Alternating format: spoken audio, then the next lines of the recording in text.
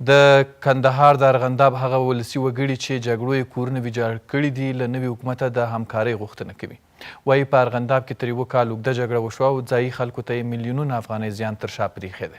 بلخوا د کندهار ولایتي چارواکي وایي اسلامي امارت د جګړو د قربانیانو له کورنیو او زیانمنو سره د همکارۍ هوډ لري، خو په وینا یې دا کار زیات وخت او پلان ته اړتیا لري.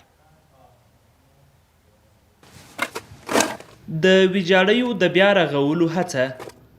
ارغندابیان له یوه کلنې جګړې وروسته بیرته خپلو سیمو ته ورګرځېدلي او په جګړو کې د نړېدلو کورونو د بیا جوړولو تابیا نیسي.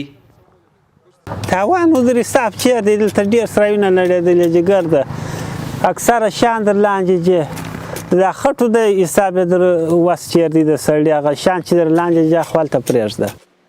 د طالبانو او پخواني حکومت په مخامخ جګړو او د بهرنیو ځواکونو په هوایي بمباریو کې د کندهار د ارغنداب ولسوالۍ درو دها غاړې د هر کور دیوال زیانمن سو چې د ځاني زیان ترڅنګ یې ولسي خلکو ته درانه مالي زیانونه هم واړول.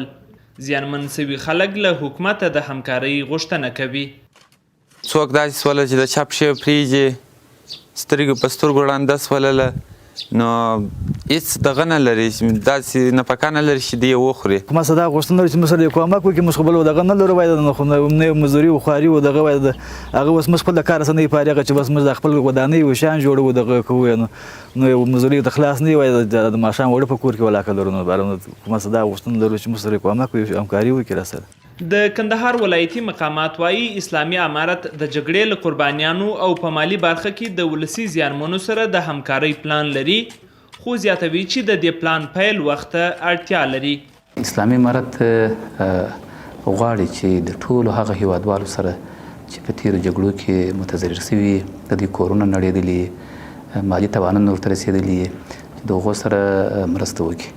په کندهار کې د طالبانو او پخواني حکومت وروستۍ جګړو په دې ولایت کې 10,000 کورنۍ له خپلو سیمو وتلو ته اړې کړې او ولسي خلکو ته یې د ځاني زیان ترڅنګ میلیونونه مالي زیانونه هم واړول.